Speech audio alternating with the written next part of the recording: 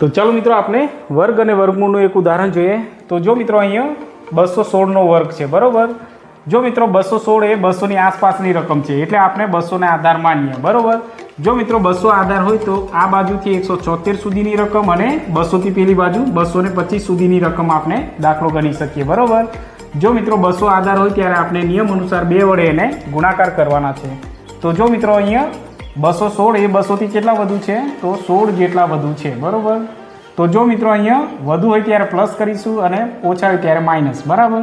તો જો મિત્રો અહીંયા 216 માં 16 ઉમેરતા કેટલા થશે તો 232 થશે બરાબર। ચાલો હવે નિયમ અનુસાર 2 વડે ગુણાકાર કરીશું બરાબર। તો જો મિત્રો અહીંયા 2 દુ 4 થશે, 3 દુ 6 થશે અને 2 દુ 4 બરાબર। ચાલો હવે 16નો વર્ગ કેટલો થશે તો 256 થશે બરાબર। 16 ગુણ્યા 16 કરશો ત્યારે 256 તમને મળશે। જો મિત્રો નિયમ અનુસાર અહીંયા 2 જ અંક હોવા જોઈએ। જો આ ત્રીજો અંક છે એને અહીંયા આપણે પ્લસ કરી દઈશું બરાબર।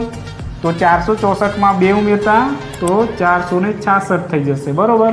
હવે આ 56 ઉમેરી દઈશું એટલે આ આપણો ફાઇનલ જવાબ બરાબર।